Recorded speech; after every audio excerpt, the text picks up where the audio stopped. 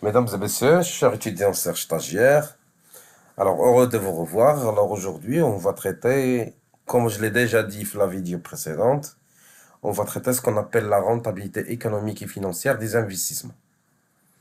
Bien sûr, là, on va passer à un autre volet, la rentabilité. Il y a la possibilité de générer des bénéfices. Donc, on a fait de l'analyse de rentabilité d'investissement. On va commencer par la rentabilité économique des investissements. L'investissement, c'est le fait de mettre de l'argent dans des projets ou dans des structures qui puissent nous générer une rentabilité ou des résultats positifs.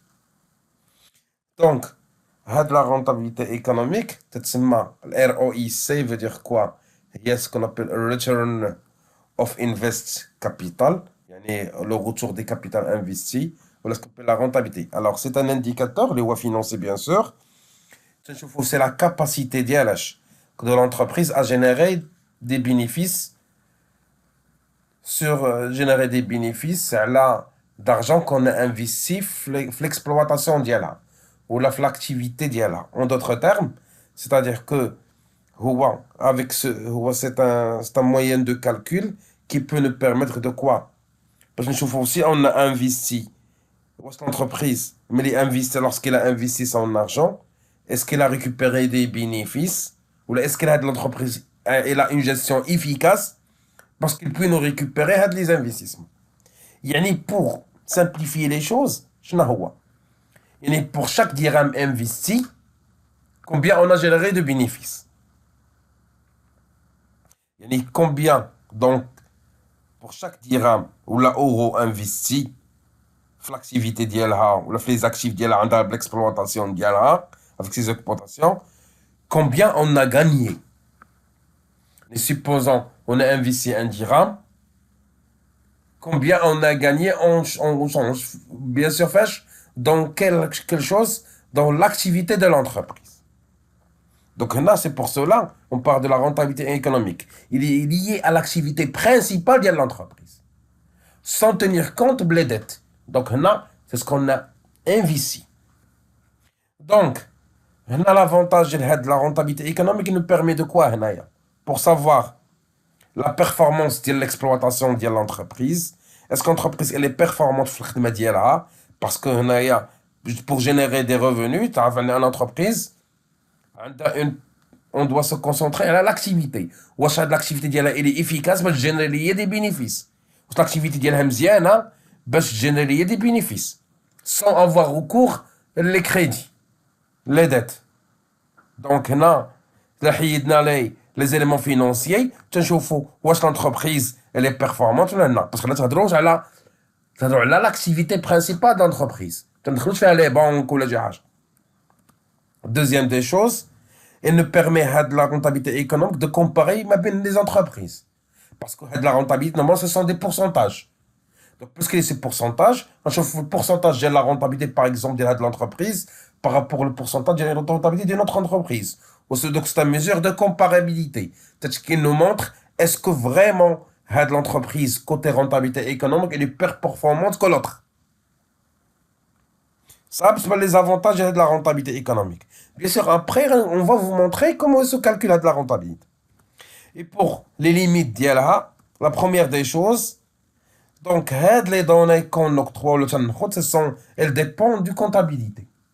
Parce que la comptabilité, c'est un prérequis pour mesurer la rentabilité économique. Bien sûr, qu'il y a des choses dans la comptabilité qui peuvent nous induire en erreur.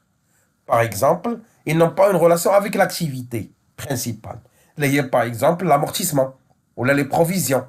Ce sont des charges qui ne sont pas liées à l'activité principale de l'entreprise, ce qui peut nous induire parfois en erreur. Parce que ce ne sont pas des données fiables, vu que ce sont il y en a parmi eux, c'est une dépréciation, l'IA définitive, et d'autres, c'est quelque chose de probable ou incertain.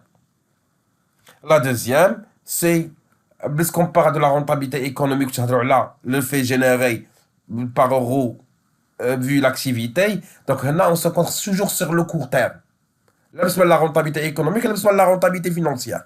On ne cherche pas le long terme. C'est pour cela on se concentre sur le court terme. Donc, ça ne va pas donner une idée de ce qui va se passer d'ici 4 ans ou 5 ans. Maintenant, on va passer le calcul. Comment on calcule la rentabilité économique?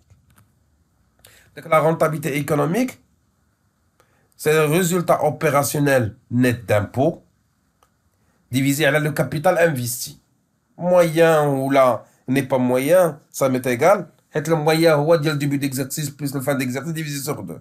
Mais capital investi. Donc, pour calculer le résultat opérationnel net d'impôt, c'est quoi? l'EBIT, c'est le résultat avant les intérêts et les taxes, fois 1 moins la taxe, le taux d'impôt. Donc, l'EBIT est le résultat avant intérêt et impôt.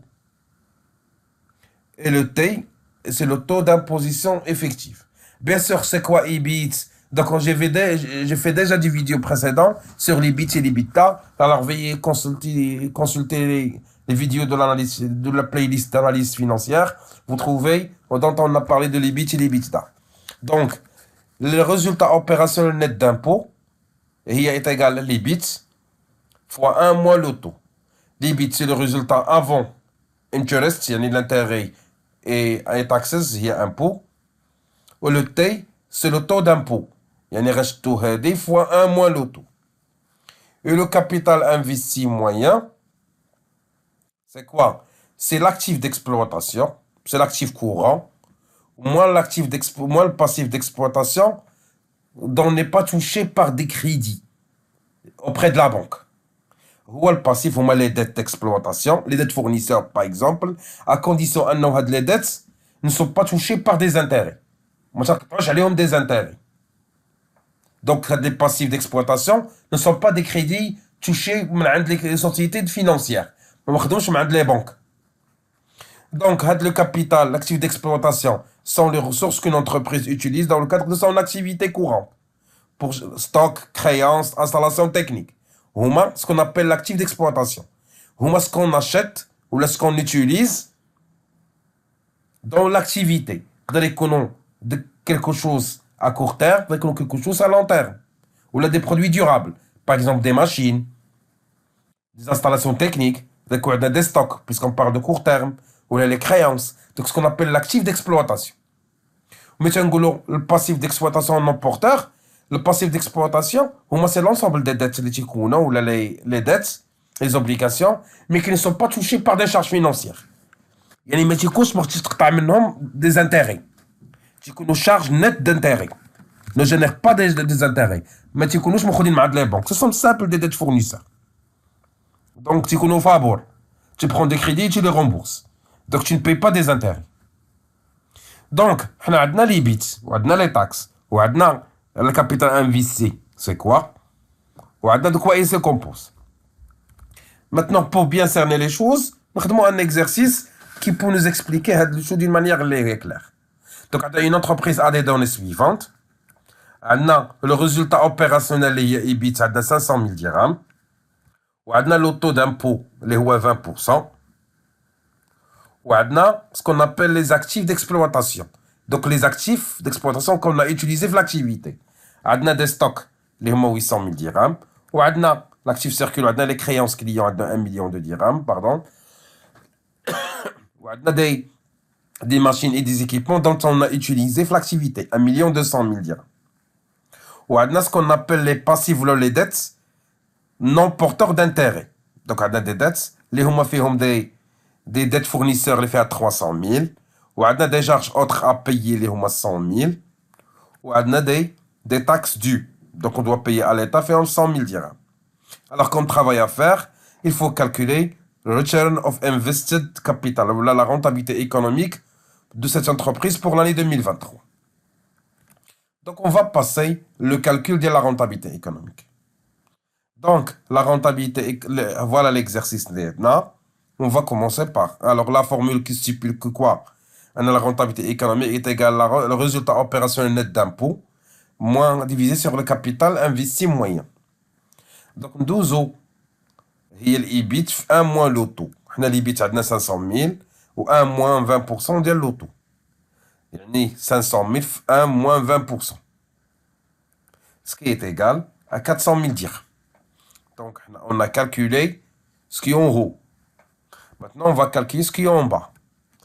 Donc, le capital investi, ou l'actif d'exploitation, moins le passif d'exploitation, non porteur d'intérêt.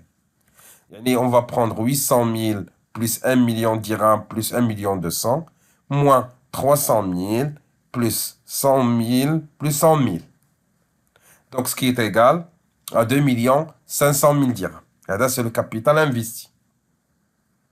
Bien sûr, puisque vous avez dit moyen, il se peut un dit le capital investi 2 500 000 du début de période, ou à la fin de période, on est 3 millions de dirhams, 500. On va faire la moyenne. 2 500 plus 300 000, on divise sur 2.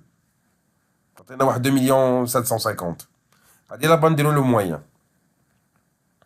Donc, on va se focaliser à l'exercice d'Yanna, bien sûr. Donc, pour calculer la rentabilité, qu'est-ce qu'on va faire? On va prendre 400 000, le résultat opérationnel net d'impôt. On va la diviser sur le capital investi, les 2 500 000. Ce qui est égal à 0,16, c'est-à-dire 16%.